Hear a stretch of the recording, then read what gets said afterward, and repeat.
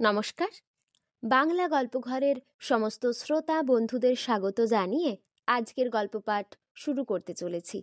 আজ আপনাদের যে গল্পটি পাঠ করে শোনাতে চলেছি আশা করি খুব ভালো লাগবে।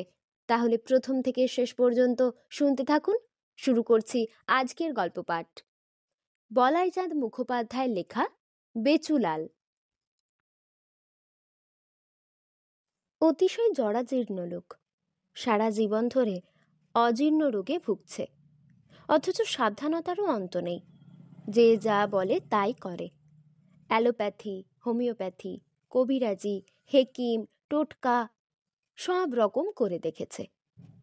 গলায় হাতে গোছা গোছা মাদুলি কবজ, দৈবও করেছে নানা রকম।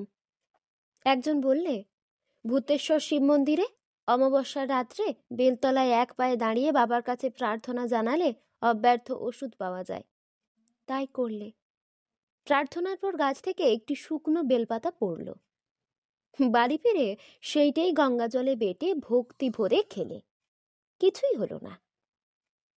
তারকেশ্বরে গিয়ে ধরনা দিয়েছিল একবার। একটানা 3 দিন 3 রাত্রি উপোস করে পড়ে রইল বাবার মন্দিরে। স্বপ্ন দেখলে একজন উলঙ্গ সন্ন্যাসী যেন তাকে বলছে, ওষুধে কিছু হবে না, সকাল সন্ধে পেটে হাত বুলো, তাহলেই সেরে যাবে। হাত বুলিয়ে দেখলে কিছুই হলো না। পেট তেমনি দমসম। বিকেলবেলা ঠিক সেই চোঁয়া ঢেকুর, বুক সমানে জ্বালা করেই চলেছে। নানা জনে নানা পরামর্শ দেয়। পরামর্শদাতার অভাব নেই। একজনের পরামর্শে তেল খাওয়া বন্ধ করলে, আর একজনের পরামর্শে ঘি খাওয়া। তৃতীয় একজন বললে, মশলায় সব রোগের মূল, ওটাও ছাড়ো। 3 জনের কথাই শুনলে বেচারা। বিনা তেলে, বিনা ঘিয়ে, বিনা মশলায় অখাদ্য খাওয়া গলাধকরণ করতে লাগলো। অসুখ একটু কমলো, কিন্তু অরুচি এসে গেল। খাবার কথা মনে হলেই গা বমি বমি করত। বমি শুনে একজন ডাক্তার বললেন, পেটে বোধহয় কৃমি আছে, মলটা পরীক্ষা করাও। বেচুলাল শহরে গিয়ে মল পরীক্ষা করিয়ে এলো। কৃমির কিছু পাওয়া গেল না। ডাক্তারবাবু তবু বললেন, অনেক সময় পাওয়া যায় না, না পাওয়া যাক, কৃমির ওষুধ তুমি খাও। কৃমির ওষুধ খেয়ে আধমরা হলো বেচারা। কৃমি বেরোলো না।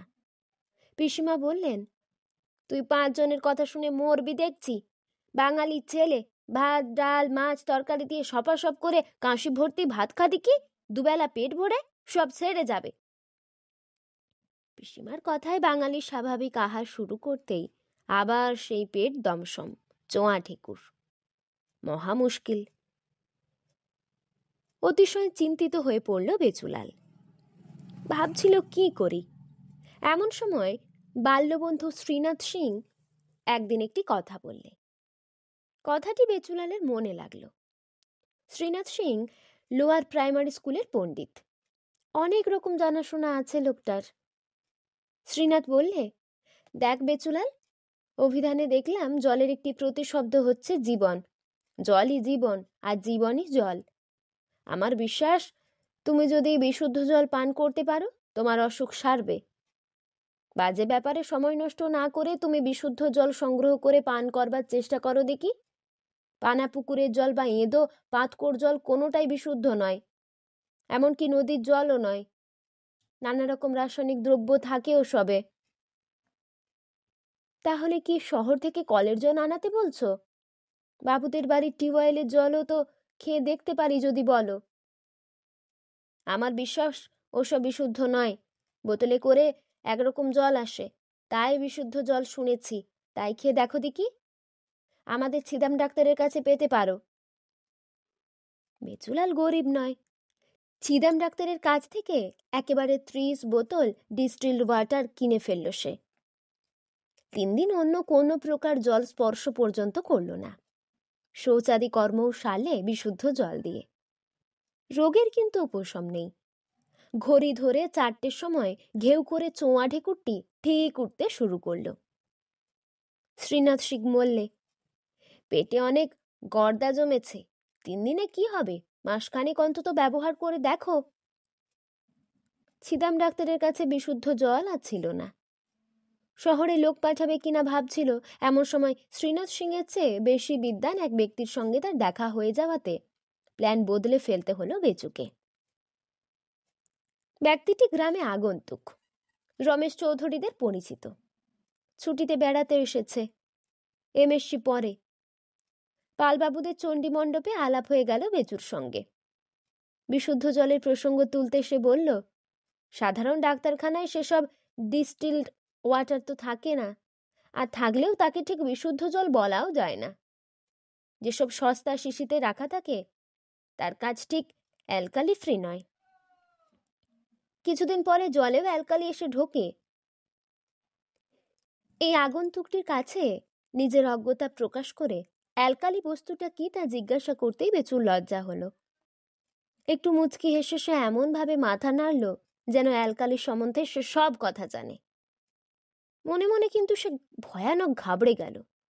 সর্বনাশ, না জেনে কি সে বিষ শিখিয়েছে? 30 বোতল অ্যালকালি যে সাধারণ সোডা জাতীয় জিনিস তা জানলে এত ভয় হতো না তার। সোডা তো সে কত খেয়েছে। গোপনে গোপনে সে সন্ধান করতে লাগলো বিশুদ্ধ জল কোথায় পাওয়া যায়। একটা দৃঢ় ধারণা ক্রমশ তার মনে বদ্ধমূল হয়ে গেল যে বিশুদ্ধ জল খেলেই সে ভালো হয়ে যাবে। 2-4 ফোঁটা বিশুদ্ধ জলও যদি তার পেটে যায় তাহলেও তার অসুখ কমে যাবে অনেকটা।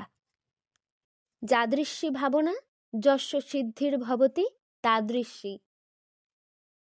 চেষ্টার অসাধ্য কিছু নেই। শ্রীনাথের সহায়তায় বহু অনুসন্ধান করে অবশেষে বেচুলার খবর পেল যে রাসায়নিক গবেষণাগার ছাড়া বিশুদ্ধ জল অন্য কোথাও পাওয়া যাবে না। অনেক খরচপত্র করে কলকাতা এসে হাজির হলো সে। উঠল মাস্তুতো বোনের শ্বশুরবাড়ির শ্যামবাজারে। মাস্তুতো বোনের ভাসুরপো নীলু বেশ চালাক চতুর ছোকরা। তাকেই ধরে পড়ল বেচুলাল। রাসায়নিক গবেষণাগারে নিয়ে যেতে হবে। নীলু প্রথমটা রাসায়নিক গবেষণাগার কথাটার তাৎপর্য বোঝেনি। বেচুলাল কথাটা শিখেছিল শ্রীনাথ সিংয়ের কাছ থেকে, কিন্তু সে চালাক চতুর ছোকরা। 2-4 বার কথার পরেই সে বুঝতে পারল যে কেমিস্ট্রির ডিমনস্ট্রেটার শিবনাথ বাবুর কাছে নিয়ে গেলেই সমস্যাটা সমাধান হয়ে যেতে পারে। শিবনাথ বাবু রসায়নে পণ্ডিত লোক।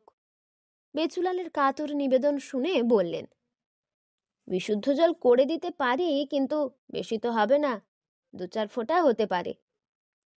বেচুলাল ঢোক গিলে বললেন, যে আজ্ঞে, ওতেই কাজ হবে আপনার? আজ্ঞে হ্যাঁ, আপাতত হবে। কথা আর শেষ করতে পারলেন না। তার মনে হলো যা পাওয়া যাচ্ছে তাই বা ছাড়ি কেন।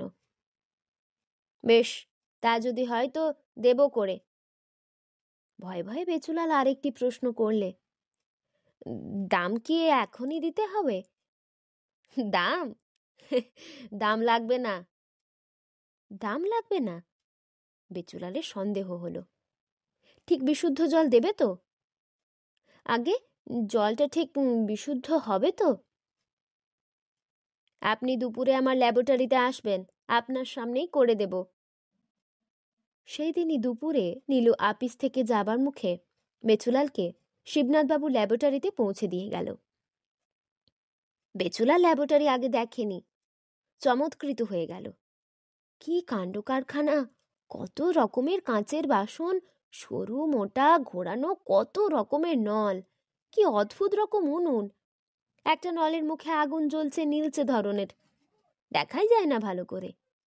একটা কাঁচের ভাঁড়ে টকবক করে ফুটছে লাল মতো কি একটা, শোঁ শোঁ করে শব্দ হচ্ছে পাশের ঘর থেকে। রোগা মানুষ সিঁড়ি ভেঙে 4 তলায় উঠেছে, বুকের ভিতরটা ঢিপ ঢিপ করতে লাগলো তার। শিবনাথবাবু প্রবেশ করলেন। দেখুন, এইটাতে পিওর হাইড্রোজেন আছে আর এইটাতে পিওর অক্সিজেন আছে। হাইড্রোজেন আর অক্সিজেন মিশে জল হয়, জানেন তো? 2টো পাত্র দেখালেন শিবনাথবাবু। বেচুলাল কিছুই বুঝতে পারছিল না। তার মনে হলো 2টো পাত্রই তো খালি। এইবার এই 2টোকে মেশাতে হবে। দাঁড়ান, পাশের ঘর থেকে মিশিয়ে আনি। বেচুলালের আবার সন্দেহ হলো, ভদ্রলোক ঠকাচ্ছে না তো? কি মেশাবে? কিছুই তো নেই। শিবনাথবাবু একটা বেঁটে গোছের শিশি নিয়ে অনুপ্রবেশ করলেন। হাইড্রোজেন আর অক্সিজেন মিশিয়েছি এটাতে, এবার আগুন দিলেই জল হবে। বিস্ময় বিস্ফারিত নেত্রে বেচুলাল শুনছিল। আগুন দিলেই জল হবে? ধড়াম করে একটা প্রচণ্ড শব্দ হলো। এই দেখুন, শিশির গায়ে বিন্দু বিন্দু জল জমেছে, এই হলো বিশুদ্ধ জল, উঠে এসে দেখুন। বেচুলালের কিন্তু উঠে আসবার মতো আর অবস্থা ছিল না। প্রচণ্ড শব্দের চোটে তার হার্ট ফেল করেছিল।